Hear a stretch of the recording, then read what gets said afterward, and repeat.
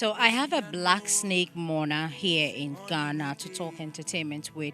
I was looking forward to see a snake talking to a snake. Can you imagine me talking to a snake? But well, ta-da! It's not a snake. Why did you choose the name Black Snake Mona? Well, it's really simple.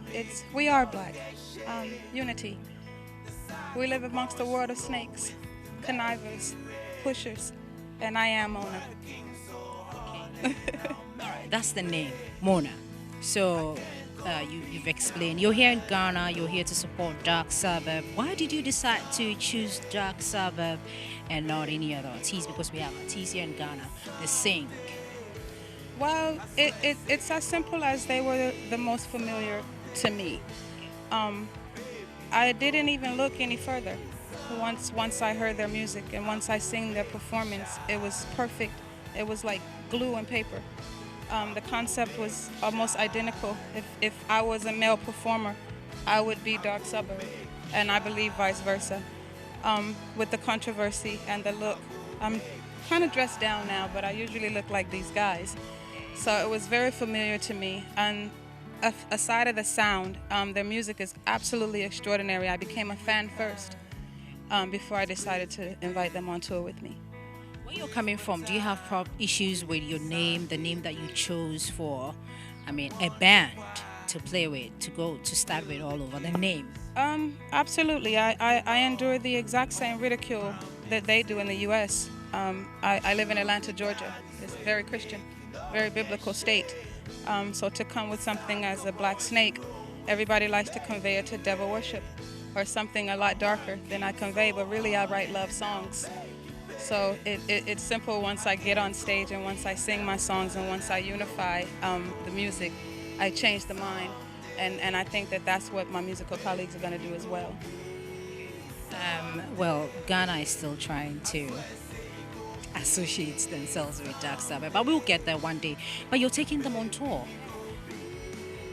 Tell us about it. When is this happening? They told us about it. I spoke to Dark Sabbath, of course. They told us about it, but we need to hear from you. How is it going to be like? Well, I invited them on the Dignity Tour. I am executive producer of this tour. I decided to call these guys on because I really want to get their concept and their sound heard. We'll be in Europe. We'll kick off in Brussels at the end of the year. And it was just inevitable to me to get them on a grand scale, to come back to Ghana and be appreciated more. I think that once you step outside of your region and people appreciate you, then home supports you. So that's kind of like the gateway that I have intended for this band. And not to mention the collaboration of musicians and the music. We're going to have fun, and we will be kicking it off in November. November, we have a date. But people go on tour. We have artists here in Ghana who tell us they're on tour in the US, sometimes in China and everywhere. But we don't really see how does it work? How does touring look like in America? Touring is kind of different in the US than it is where we're going. I actually tour Europe more than I tour my own country. This is my fourth time in Europe. I've only toured my country once. I do only local shows in my country, but on the massive level, this is my first time touring with an additional band.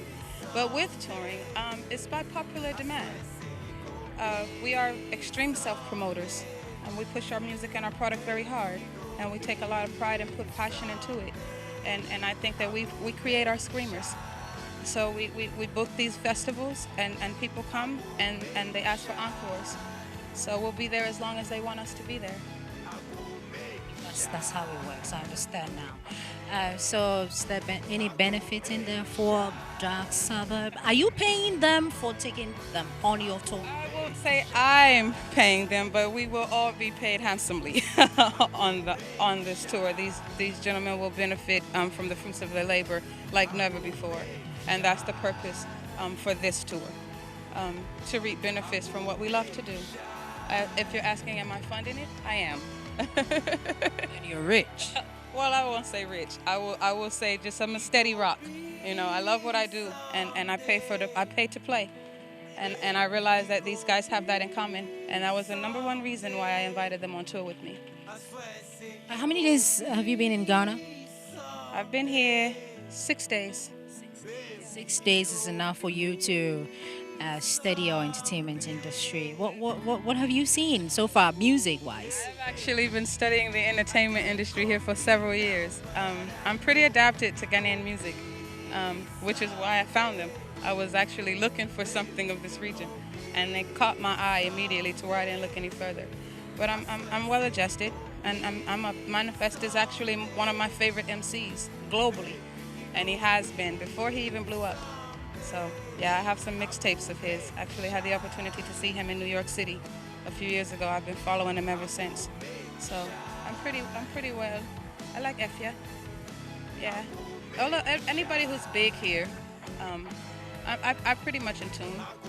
But I'm here now, and the purpose for being here is to get into the local music scene and see more of these type of guys, you know, that are far slept on, that nobody even knows they exist until they do something like I do and take them on tour and put them on grand scales.